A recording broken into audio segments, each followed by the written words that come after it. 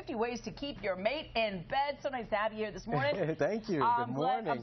I'm glad you're comfortable. Half dressed and all. I'm sorry. Yes, it's very nice. So tell everybody your backstory. Like, listen, you're from the Bronx, right? Yes, from the Bronx, born and raised to Jamaican parents. And, you know, I spent a good portion of my life in corporate America. Yeah. And in 2008, decided to make a complete switch and go for food. And so I became a private chef then and been loving it ever since. Look, a private chef is trying to keep the romance in bed. I like that. Yes, exactly. That's my motto. You know, I'm trying to bring down the divorce rate in America. I like it. All right, okay. So you have some... Bring the sexy back to breakfast. All right, nice. There's some sexy recipes for breakfast in bed. So, I mean, what's the key of breakfast in bed, do you think? You know what? I think people need to take a romantic meal and approach to it as well. Like, how would you do a romantic dinner? I think you should do the same thing for breakfast.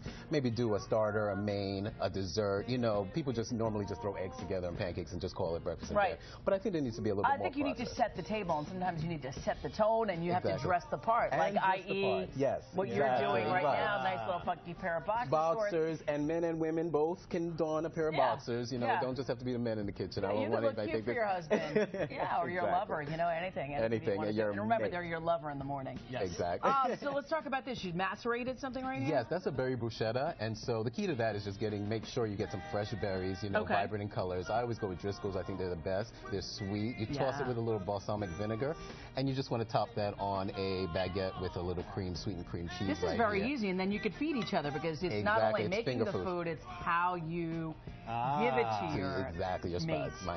Yes, absolutely. And it's finger food, exactly. And you could do some fun things like just share a plate and stuff like that with breakfast in bed. So I think it's also This looks delicious, doesn't it, Corey? Although, a lot of folks who love grits would never ever think of eating grits in bed. Yeah. Right. Exactly. How does that work? You know what? It's sensuous food. Well, it's barefoot bubbly champagne, so you can't get any more romantic than that. I created a cream sauce with the champagne. Oh, there's to give it the citrus flavor. Yeah. Oh my gosh.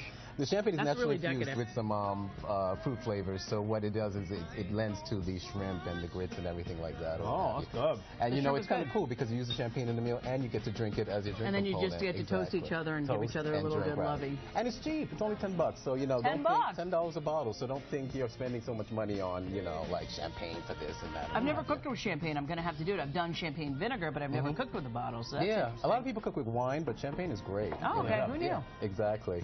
And then I like, you know, something a little desserty at the end. I do a French toast bake.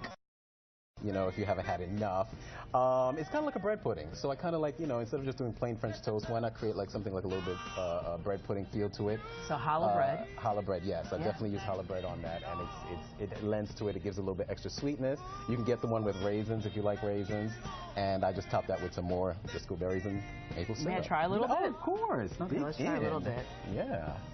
I like syrup. And I'm like, you know, the Aunt Jemima girl. Is that terrible? I'm not like the fancy girl. That's me. I'm Aunt Jemima all the way. I love Aunt Jemima. Very Sometimes good. log cabin. You like? I like log cabin too. I'm in the A&B aisles all the time. This is delicious. Okay, quick question for you because I know some of the ladies are wondering. They're watching this right now at home. They're saying, "Is this guy naked? He can cook. He looks good without his clothes on. I mean, are you single? Is there somebody in your life? What's the deal?" I am single. I am single. Maybe that's why you said, you noted to that earlier. Maybe that's why I'm like, you know, cooking for, you know, in bed and stuff like that. To find your lover. So we need to find you something to cook for in bed. Fanny Adler? I know, he's going to get me in trouble here. He's going to get a lot of people in trouble here.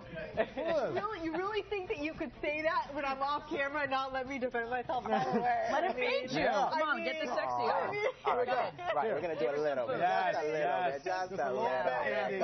Come on. That's really good, right?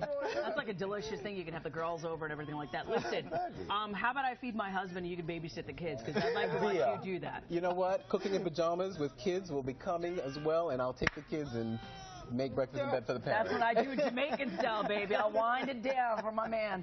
Thank you so much. Chef Mark Bailey, thank you for coming in. Lots of fun. We appreciate that. Definitely. He's a great guy from the Bronx. You got to support him. For the full recipes, head on over to our website at PIX11.com and click on the Seen on PIX11 tab. And those grits are the bomb, just telling you. Yes. I mean, you don't need to serve them to me, but I